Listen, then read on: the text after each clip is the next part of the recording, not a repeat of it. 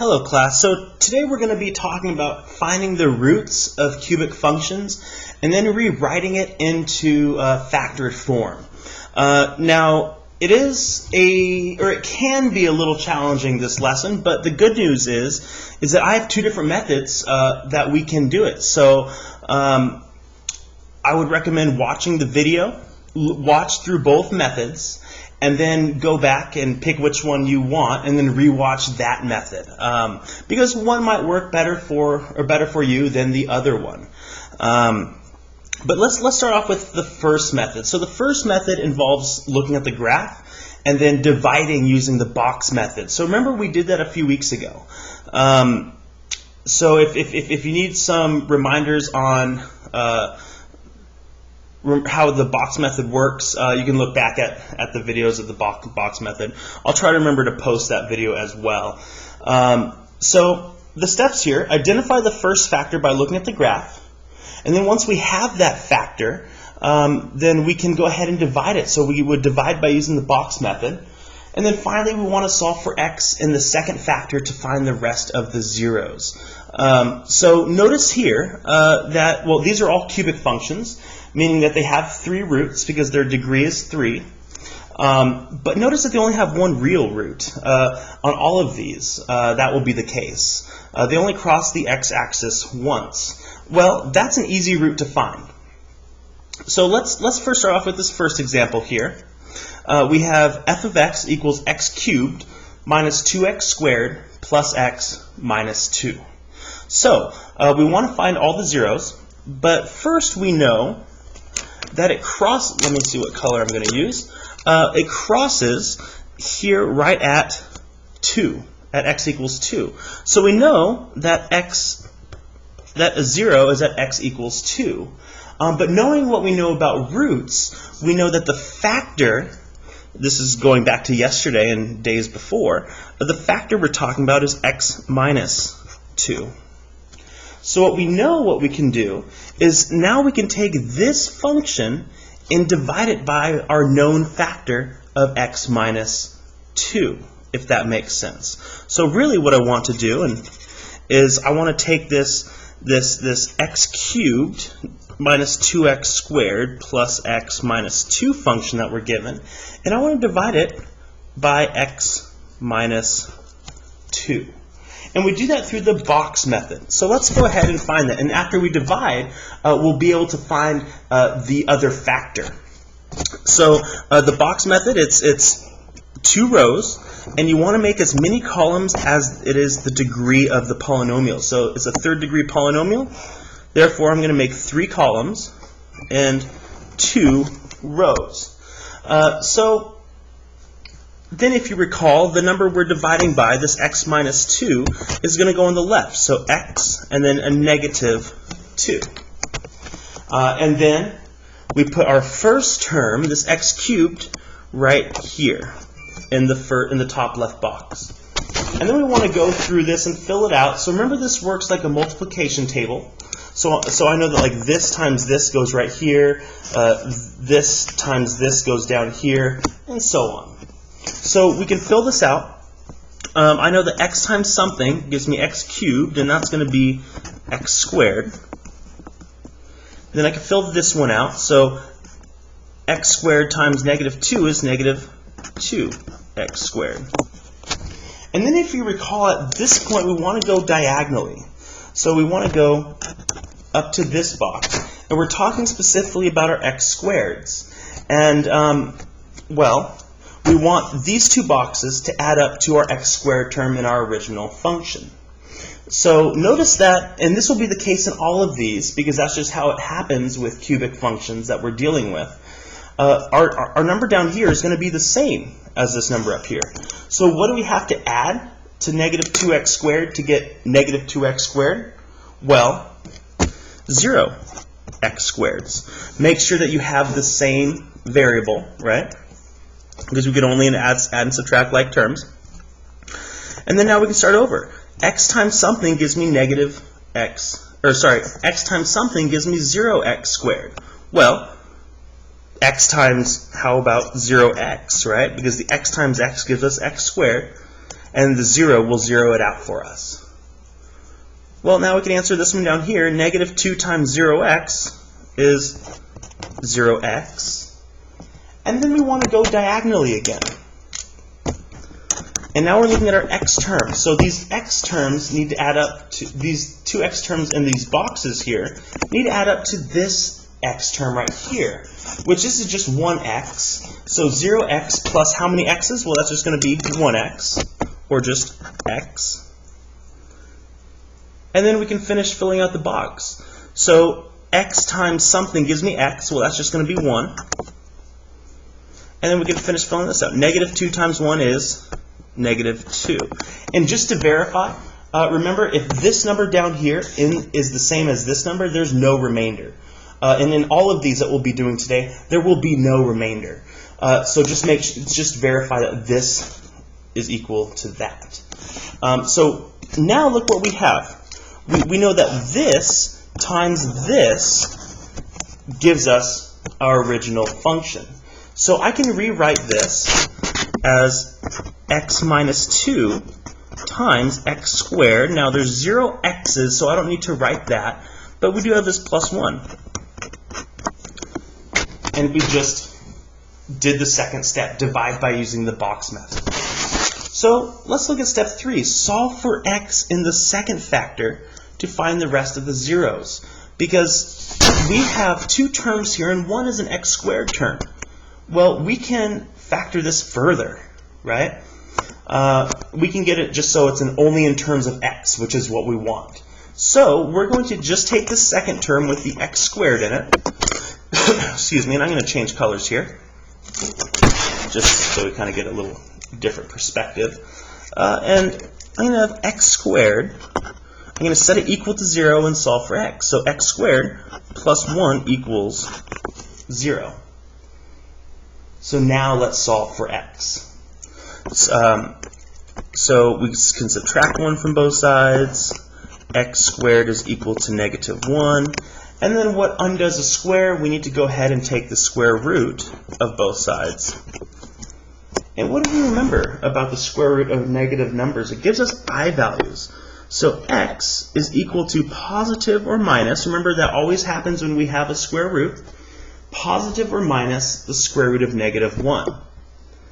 Well, remember what the square root of negative 1 is. That's just I, right? Do we recall that I equals the square root of negative 1? So we can go ahead and just put plus or minus I, because that's what negative 1 is. Now, this should make sense, because look at our function. It crosses the x-axis once, which means we'll have one real root, but since it's a cubic, we have 2 more roots. Well, those 2 other roots must be imaginary / complex, and these are the 2 other roots. We have plus I, and we have minus I. So now what I can do is I can just rewrite our equation. So we have it, and I'm going to write it up here because this is where it's given. So f of x equals, we have x minus 2, and then we broke up this factor into 2. We know that 1 equals x plus I, and 1's going to be x minus I. Now, technically, you do switch the signs, but since 1's going to be positive, 1's going to be negative anyway, it doesn't matter. So I can say x plus I and x minus I. And there we have it. This is the function in factored form where we have all of the roots. So that's the first method. Let's go over another example of the first method. So again, what we want to do is let's talk about it in terms of this last one. First, what we did was we identified where it crossed the x-axis, and then turned that into a factor, right? That factor was the x minus to it. Just change the signs. And then we went ahead and divided using the box method, and this is our factor. And after dividing, we got this x squared plus 1, and then we finally took our x squared factor, and we wanted to solve for just x, and we got x is equal to plus or minus I. And then we rewrote it. So we had 3 factors, and we should have 3 factors for all of these. So let's go through that method again. So first, identify where this function crosses the x-axis. Well, right here, it crosses at -3. So we know that there's an x at x equals -3, but the factor itself is going to be x plus 3. So remember that the signs change when we put it into a factor. And then we can go ahead and divide this original function by x plus 3. So I'm going to create my box. And remember, you want to create 2 rows, and then you want to create as many columns as it is the degree. And these are all third-degree polynomials up to the, the exponent is the highest exponent is 3. So we're going to have 3 columns. And then this factor right here, x and a positive 3.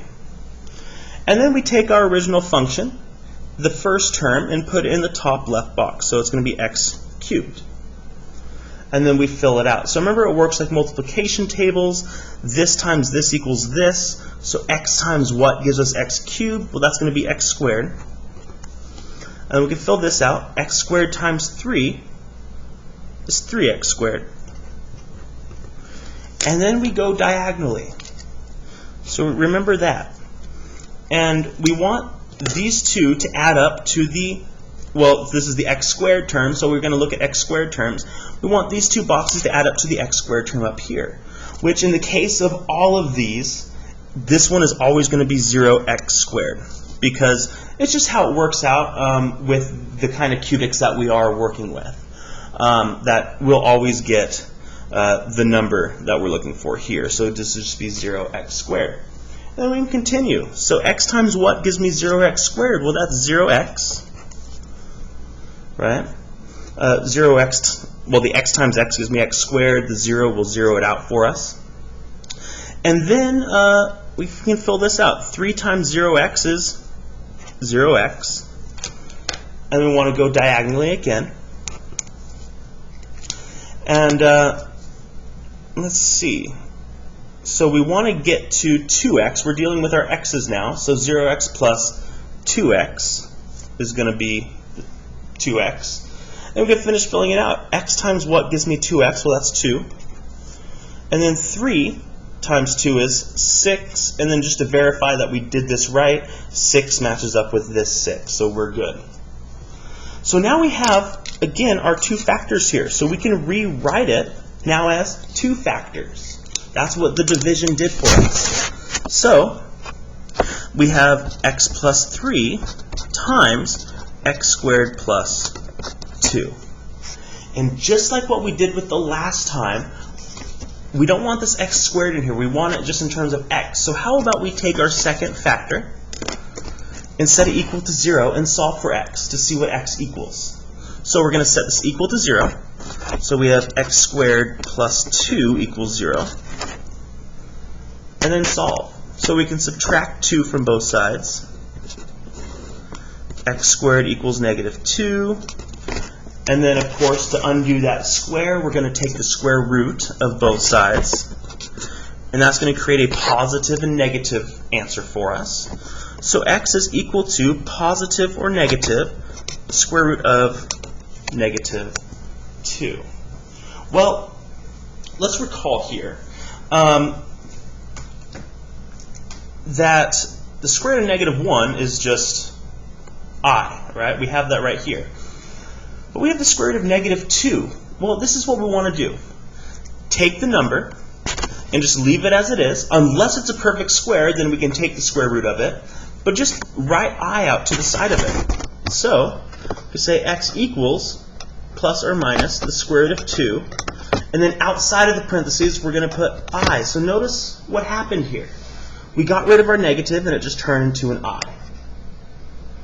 Just a little side note, this isn't part of the problem, but what if we got something like x equals plus or minus the square root of -9? How would we solve that?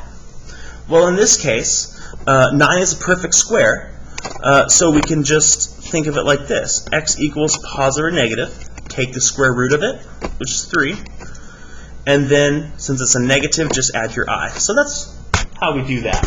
But since this wasn't a perfect square, we have to leave the square root there. So just a little side note for us. Awesome. So now we have our our last zeros. We have plus square root of 2i and minus square root of 2i. So we can't forget our first factor. We still have that, x plus 3 times x plus square root of 2i, and then x minus the square root of 2i. So that is our first method. So before you go ahead and start doing this, just hold on for a minute and let's take a look at our second method. And our second method you might find a little easier.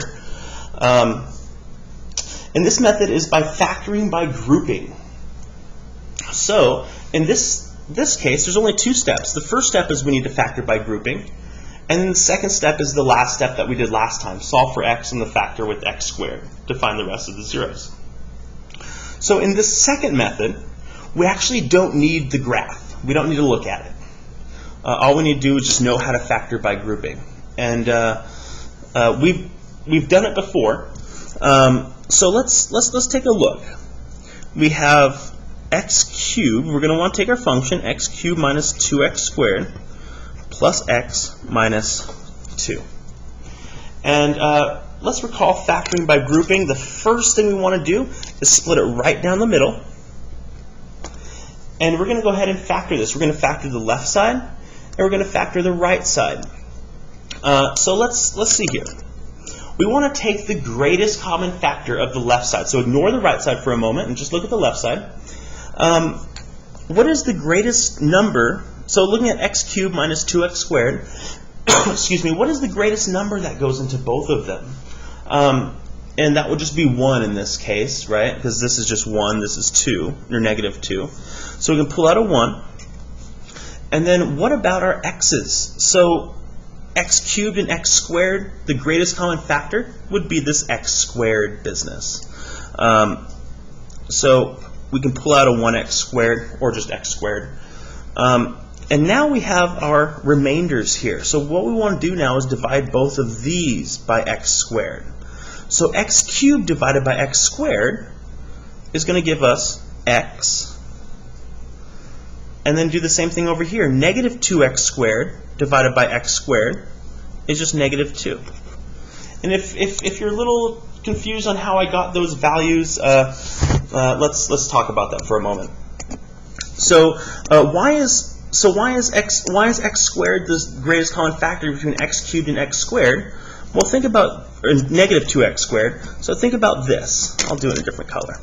So x cubed is really x times x times x. And negative 2x squared is really negative 2 times x. Well, what do they have in common? They have an x squared in common. That's how we got this value. Now, why is x cubed divided by x squared just x? Let's think about it. X cubed can be written as x times x times x divided by x squared. Well, what do we know about multiplication and factors? They cancel, right? This can cancel, so we're just left with an x. What about the negative 2x squared divided by x squared? Well, negative 2x times x, that is negative 2x squared, divided by x squared. The x's cancel, and we're just left with negative 2. So that's how we got these values. Okay, so now let's do the same thing with the right side. So this right side, x minus 2, well, they don't have x's in common, and they don't have any numbers in common. So when that's the case, we can still take out a value, but it's just going to be 1, right? So the greatest factor they have in common is 1. And then we divide both sides by, or both of these by 1, so x divided by 1 is just x. Negative 2 divided by 1 is just itself, negative 2. Awesome.